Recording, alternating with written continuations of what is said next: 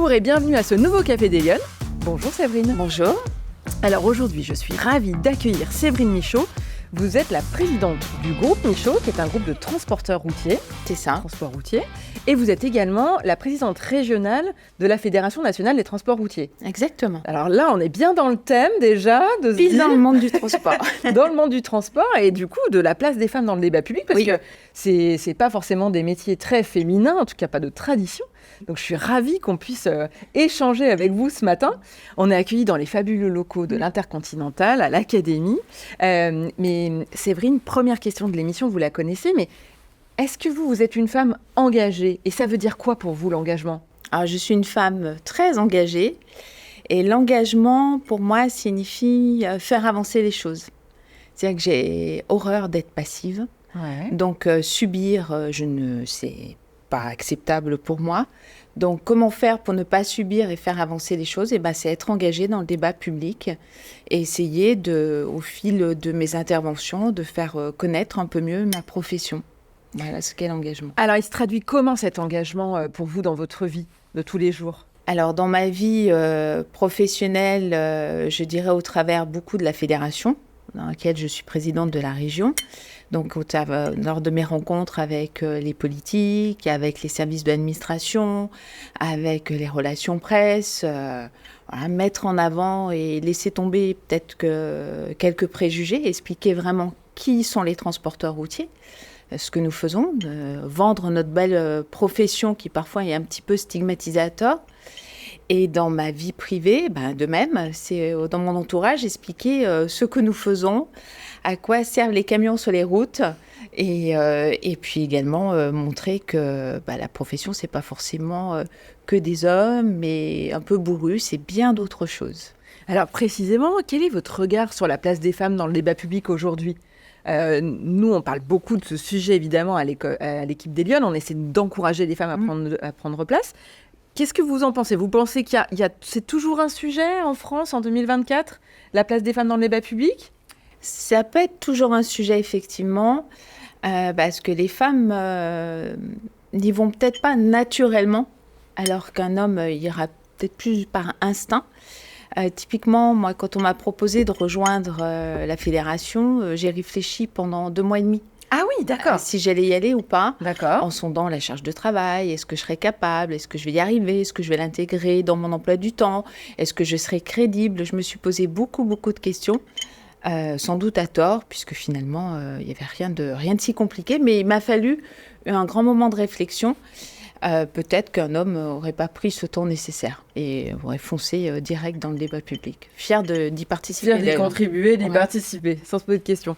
Est-ce que votre profession s'est féminisée ou elle reste toujours très, très masculine? J'ai vu l'autre jour, complètement par hasard, mais j'ai vu qu'il y avait des émissions de télé maintenant sur les femmes qui occupent le poste de chauffeur routier. Je me suis dit, tiens, c'est marrant, on essaye de montrer qu'il y a une autre façon. Exactement. Alors, il y a de plus en plus de femmes dans le monde du transport. Au niveau des conducteurs, donc on a d'excellentes conductrices. On essaye de les amener dans notre profession au maximum. Beaucoup dans les bureaux. Alors chez nous, on est beaucoup de femmes dans les bureaux. J'essaie même de rééquilibrer à l'inverse, de mettre un petit peu d'hommes dans nos bureaux. Mais il y a de plus en plus de femmes et de plus en plus de femmes à des postes de direction. Et c'est plutôt chouette et c'est pas si compliqué que ça.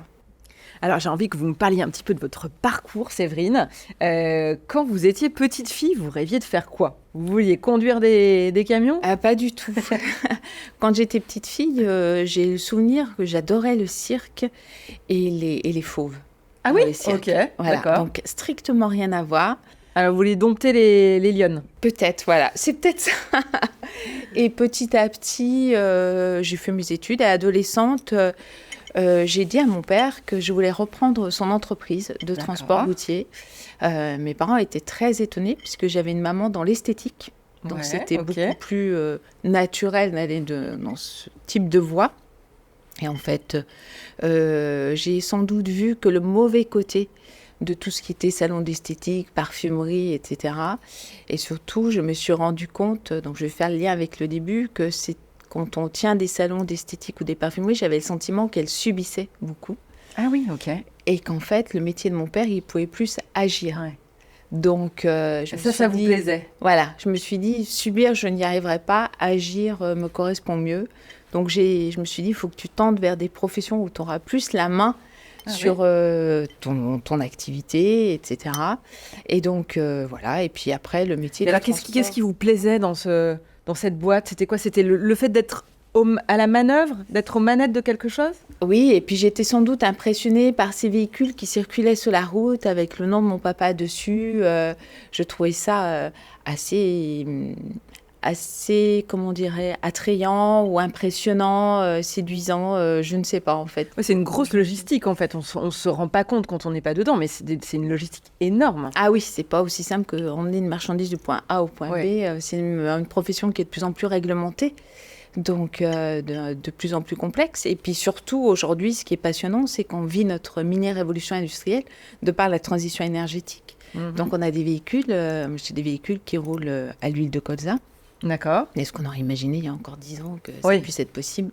Donc on vit cette évolution, cette digitalisation aussi. Donc c'est plutôt sympa et on a de la chance de la vivre. Donc vous avez eu envie de reprendre l'entreprise de votre papa. Vous en avez parlé à vos parents, ils ont été d'accord? Enfin, c'était quoi le... Apparemment, oui. Ils m'ont dit OK. Ils n'ont pas dit une fille, non, tu vas pas faire ça ou non? Alors non, pas du tout. Pas du tout, parce que mon papa avait une sœur qui est décédée, mais qui était une femme forte aussi. Et puis j'ai une grand-mère très matriarcale et qui était chef d'entreprise. Ah oui, vous aviez déjà des modèles. Voilà, j'avais déjà des modèles, donc non, ils se sont dit... on va pas lutter. Et donc, vous avez fait quoi comme étude? C'était quoi votre parcours? Alors, je suis partie en premier lieu dans un DUT de transport et logistique parce qu'en fait, j'avais pour objectif ensuite de faire Subdeco Lyon. D'accord. Et comme j'étais un peu tête de cochon ou aventurière, je sais pas, il y a une université anglaise qui est venue dans notre école pour nous faire passer des entretiens pour obtenir un diplôme de logistique européenne en Angleterre. D'accord. Et donc, c'était un programme sur 3 ans. Je me suis inscrite la dernière sur la liste pour les entretiens en me disant, ça me fera un essai pour mes entretiens chez Subdeco. Voilà. Donc, j'y suis allée tellement décontractée en me disant, c'est pas du tout ce que je veux faire. En fait, j'ai été prise la première. Ah oui? Et j'étais pas prise sur 3 ans, mais j'étais prise sur 2 ans. Donc, une année d'université, normalement, une année de stage, une année d'université. Donc, moi, je suis rentrée directement en stage où j'ai travaillé à la logistique chez Carlsberg, dans le nord de l'Angleterre. D'accord. Et après, je suis retournée à l'université pour l'obtention de mon diplôme. Et j'aurais pu rester sur l'Angleterre et j'étais débauchée par ailleurs. Et en fait, j'ai dit non, je veux rentrer travailler chez mon papa. Ouais. C'est comme ça que je suis rentrée travailler chez mon père, où je suis rentrée au bas de l'échelle et j'ai gravi tous les échelons petit à petit. Voilà. Je suis vraiment rentrée au retour tourné à trier les papiers des conducteurs quand ils rentraient. Donc voilà, et j'ai gravi petit à petit tous les échelons. Qu'est-ce qui a été le plus difficile dans cette expérience? Et est-ce que le fait d'être une femme a été difficile? Alors, quand je suis rentrée, oui, c'était plus difficile que ça ne le serait aujourd'hui en étant une femme, en plus la fille du dirigeant. J'ai pas eu franchement du mal avec les conducteurs, pas du tout. J'ai eu beaucoup de mal avec le bras droit de mon père. Ah oui. Qui m'a vu comme un danger. Ouais. Et ben, il m'a bien formée à la dure. Et ça vous a pas refroidi? Ça Non. endurci? Ça fait quoi ça? Ça m'a endurci, oui. Ouais. Ça m'a endurci, ça m'a appris à me méfier et à me dire, plus tu mettras la tête sous l'eau, plus je la sortirai. Voilà, à me dire, je dois tracer mon chemin et j'y arriverai. C'est pas lui qui gagnera. Voilà. Et vous avez eu le sentiment qu'il fallait plus prouver que si vous aviez été un homme? Ah, peut-être. À cette époque, oui. Oui. Peut-être. Aujourd'hui, ça serait différent. Mais à cette époque, oui, il fallait plus prouver les compétences pour se faire accepter. Encore une fois, pas tellement des conducteurs parce qu'ils étaient assez indulgents à m'expliquer comment ils travaillaient, etc. Mais plus par mes pairs à l'époque, oui. Voilà. Et alors, vous finissez par reprendre les rênes de l'entreprise, c'est ça, petit à petit? Petit à petit, mon père me laisse... d'abord, je pars monter la logistique. Ouais. Une fois que la logistique tournait bien, donc j'étais plus en contact avec ce monsieur. Une fois que la logistique tournait bien, il m'a demandé de revenir sur le transport. Et donc là, ce monsieur est parti en retraite et j'ai pu monter une équipe autour de moi qui me correspondait. Et on a avancé comme ça, petit à petit. Et aujourd'hui, il est toujours présent sur ces sujets de prédiction plutôt techniques. Ah oui, ok. Voilà, en rôle de conseil. Et puis sinon, c'est moi qui dirige tout le groupe. Et alors, comment vous en venez à vous impliquer aussi dans des mandats de représentation de votre filière au sein de ce syndicat professionnel? Alors, le syndicat vient me demander, alors Rhône-Isère, vient me demander d'intégrer le conseil d'administration, ce que j'ai fait sur plusieurs années, où j'étais très studieuse, à bien étudier mes dossiers avant les réunions. Et un jour, mon prédécesseur me convoque avec le délégué régional, me convoque en me disant, ben voilà, moi je ne souhaite plus renouveler mes mandats pour des raisons personnelles, et on a pensé à toi. Donc ils sont venus me chercher et c'est là où j'ai eu 2 mois et demi, voire 3 mois de réflexion. Et c'est comme ça ils se sont dit, elle est studieuse. Ah, vous n'avez pas dit oui d'emblée? Ah non. Non, Pourquoi vous n'avez pas dit oui d'emblée? Parce que je me demandais d'abord pourquoi moi, Ouais. déjà. Pourquoi c'est une question assez féminine, ça. Voilà, pourquoi pas tous ces messieurs? Oui, c'est vrai. Voilà, pourquoi moi? Et ensuite, je n'arrivais pas à évaluer en fait la charge de travail que ça allait me demander, l'implication, puisqu'en fait les femmes on va au bout des choses tout le temps, et donc je voulais être sûre d'être à même à mener à bien mon travail correctement. Voilà. Et d'autant plus que j'ai la responsabilité de représenter mes confrères. Oui, c'est ça. Donc je vais les représenter correctement et à fond. Et donc je leur ai demandé, et alors? Et là, j'ai eu une réponse qui m'a été donnée, c'était « ça va dépendre du monde géopolitique ». Alors, qu'est-ce que ça veut dire, ça? Eh bien, ça veut dire que ça va dépendre de toutes les crises qu'on peut avoir et qui sont imprévisibles. Donc, depuis mon mandat, j'en ai eu quelques-unes. Oui, parce que vous êtes très sujet à l'actualité, c'est ça, un petit peu. Exactement. Donc, tous les barrages qu'on peut avoir pour diverses raisons, les gilets jaunes, les agriculteurs, on est gênés sur les routes. Le Covid, où il a fallu, on a continué par contre, nous, de travailler dans des conditions pas toujours simples au départ. Donc, comment on mène tout ça? Les retraites aussi, voilà, à chaque fois, les pénuries de carburant. Comment fait-on pour essayer de trouver du carburant pour faire tourner nos transporteurs? Les menaces de pénurie d'électricité, puisqu'on a des entrepôts frigorifiques, il ne faut pas arrêter la chaîne du froid. Donc, rencontrer tous les services de l'administration en disant je comprends vos problématiques, comprenez les nôtres, et comment on peut essayer de travailler ensemble au mieux pour ne pénaliser ni les uns ni les autres, ou du moins le moins possible. Oui, parce que vous êtes l'intermédiaire finalement entre votre profession et les autorités publiques au sens large, les élus, les décideurs. Exactement, je vais faire non seulement la promotion, mais également expliquer les difficultés que l'on rencontre et essayer de trouver des points d'entente sur de l'amélioration, même si je comprends que tout n'est pas possible, mais essayer de faire avancer justement les choses et le débat. Mais ça vous apporte quoi concrètement cet engagement? Parce que c'est en plus de votre activité qui doit bien vous occuper, j'imagine, c'est aussi source de conflits, de contradictions. C'est pas tout rose comme mandat. Non, ça vous apporte quoi? Ça m'apporte énormément d'informations. Ouais. Ça me passionne aussi. Donc, à titre personnel, j'aime ça. Et je dis toujours que je continuerai mes mandats tant que je suis passionnée par mes mandats.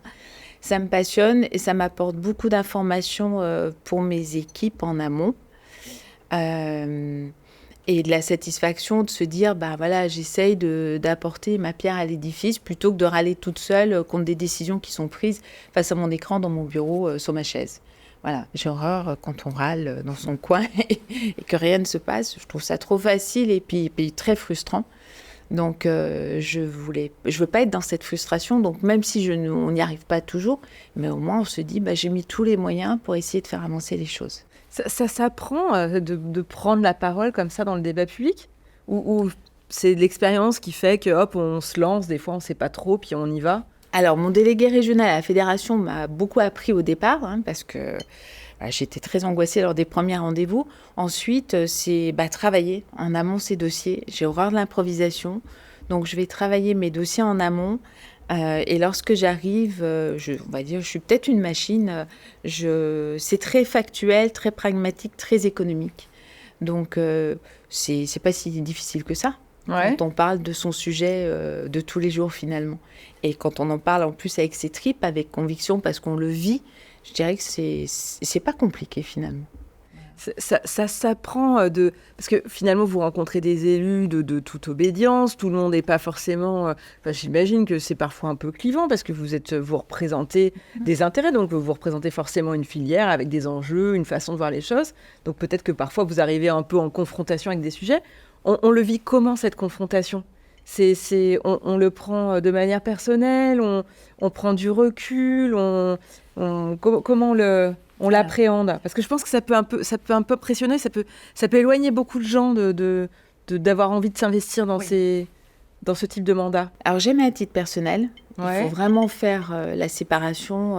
J'ai ma vie professionnelle puisqu'on parle que technique. Ouais. Donc, oui, parfois, c'est clivant, parfois, on n'y arrive pas. Et bien, tant pis, on aura fait le maximum. Et puis on peut y revenir différemment et réessayer, rentrer par une autre porte. Et voilà, mais je dirais que tant qu'on est très convaincu, j'ai remarqué, très convaincu de son sujet, qu'on l'a travaillé, qu'on le connaît, les gens sont assez à l'écoute, finalement. Ouais. Ils sont assez à l'écoute, ne jamais se fâcher, toujours rester très courtois, et puis technique. Voilà. Laisser le côté passion vraiment à part. Voilà, ça c'est pour après, c'est pour le soir, discussion de soirée. Vous arrivez à tout concilier parce que c'est quand même, j'imagine, très prenant d'être à la tête d'un groupe comme le vôtre, qui est un groupe familial, mais qui est quand même très conséquent. Vous avez combien de salariés ? C'est quoi le... On est à peu près entre 60, et ça dépend des intérims, 60 ou 70, à peu près. Vous arrivez à tout concilier comme ça, cette vie de dirigeante d'entreprise, de représenter des mandats, de représenter votre profession parce que j'imagine des rendez-vous en soirée, des rendez-vous qui bousculent l'agenda. Il y a l'actualité, vous êtes rattrapé. Si c'est le week-end, j'imagine qu'il faut revenir et qu'il faut traiter peut-être de sujets importants. Alors, je suis une hyperactive. D'accord. Ça, c'est mon défaut. Je suis une hyperactive. Oui, j'arrive à tout concilier parce que je suis très organisée et j'ai horreur de m'ennuyer. Donc, au contraire, cette hyperactivité me fait vivre. C'est de l'adrénaline. J'arrive à concilier. Après, j'ai de la chance d'avoir un mari qui travaille avec moi. Ouais. Donc, qui m'accompagne beaucoup. Okay. Et puis, des filles qui sont un peu grandes maintenant et autonomes, mais qui me poussent plutôt, qui m'encouragent, on va dire, dans ce sens-là. Donc, c'est plutôt facile de savoir à la maison quand on est soutenu. Voilà. C'est plutôt des hommes ou des femmes qui vous ont marqué ou accompagné dans votre vie professionnelle, qui ont déclenché, qui vous ont fait passer des étapes ? Les deux. Les deux ? Les deux. Alors, au niveau masculin, d'abord mon papa, avec qui je travaille depuis très longtemps. On s'entend très, très bien. Donc, mon papa qui m'a beaucoup appris. Et ensuite, ma grand-mère. Ouais, ça a beaucoup. C'est une figure de. Ouais, c'est une figure, une femme qui s'est toujours battue contre la maladie dans sa vie professionnelle, jamais une plainte, jamais rien. Donc elle m'a donné beaucoup de force, je pense. Voilà. Ça ressemble à quoi une journée type ou une semaine type de dirigeante des transports routiers Michaud ? Alors, je me lève plus tôt que tout le monde. Ah oui ? Voilà, plus tôt. Je suis la première levée dans la maison tout le temps. Alors, c'est quelle heure ? C'est 6h du matin. À 6h, ça va. Voilà, je suis toujours la première levée parce que j'ai des tâches ménagères à accomplir comme toute femme. Voilà. Et ensuite, mon petit-déj et ma revue de presse. Donc, on ne me parle pas à ce moment-là. Je fais toute ma revue de presse le matin, tranquille. Ensuite, j'emmène ma seconde fille qui est encore lycéenne. Et puis je me lance. Et en fait, dans ma voiture, je me fais mon planning. Ah oui. De tout ce que je vais faire et comment je repasse tout mon planning. Voilà. Okay. Mes rendez-vous, comment je m'organise.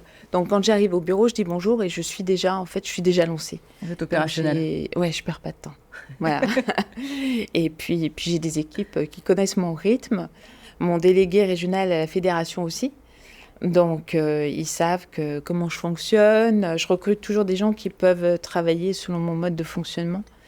C'est pas que je vais vite, parce que je sais m'asseoir à une table, étudier des dossiers, mais à ce moment-là, on se fixe des créneaux dans mon agenda où je sais que là, je me consacre 1 heure, 2 heures à telle et telle personne ou tel et tel sujet. Où je suis ultra organisée, en fait. Quel conseil vous auriez envie de donner aux Lyonnes qui nous écoutent et qui se disent, c'est vrai, il y a des filières qui m'intéressent, mais je n'ose pas y aller parce que je me dis que c'est que des filières plutôt masculines, je pense au BTP, transport routier, etc. Alors qu'est-ce que vous leur dites ? Laissez ces préjugés de côté. Ouais. Et foncez, on est performante, on a des vrais cerveaux qu'il faut mettre au service des professions et foncer. Juste foncer et ne pas écouter des préjugés qui n'ont plus du tout lieu d'être, en fait. Oui, et avoir confiance en soi. Faut les laisser, il ne faut pas s'en occuper, il faut foncer et puis avoir confiance en soi, avoir de l'assurance et y aller. Voilà, c'est vraiment y aller. On peut demander conseil, on peut se tourner vers des instances, parce que avoir confiance en soi, c'est pas évident. Eh bien, il faut se tourner dans les fédérations. Je suis sûre que dans plein de fédérations comme la nôtre, il y a des femmes, et se rapprocher d'elles et de vous, et permettre de rencontrer justement des femmes qui occupent des postes et leur demander conseil, comment tu as fait, comment y arriver, etc. Et on sera très heureuse de répondre, en fait, et surtout de dire, mais vas-y, n'aie pas peur, vas-y. Et alors, Séverine, dernière question de l'émission. Si vous aviez une baguette magique ou si vous étiez en capacité de prendre des mesures d'ordre de politique publique, vous prendriez quelles mesures pour que les femmes soient plus présentes dans le débat public ? Alors qu'on leur inculque ça dès l'école. Parce qu'en fait, mes filles, moi, pour elles, c'est naturel. C'est vrai ? Parce qu'elles m'ont toujours vue, elles ont toujours... Voilà. Donc c'est naturel, il n'y a pas de souci, il n'y a pas de sujet. D'accord. Mais je pense que ce n'est pas toujours le cas. Et en fait, il faudrait leur inculquer dès l'école qu'une femme peut aller dans tous les métiers, peut tout faire, et que toute profession n'est pas genrée.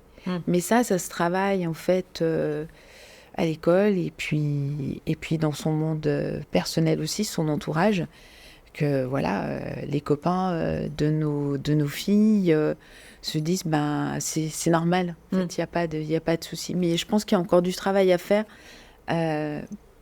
Des petits, même au cours de l'adolescence, il faut que ça soit cultivé et que les écoles nous accompagnent aussi à ce niveau-là. Très bien. Écoutez, Séverine, merci beaucoup d'avoir pris ce café des Lyonnes ce matin avec nous. Avec plaisir. J'espère que ça vous aura plu et moi, je vous donne rendez-vous la semaine prochaine pour un prochain Café des Lyonnes. Bonne semaine à tous. Merci, au revoir.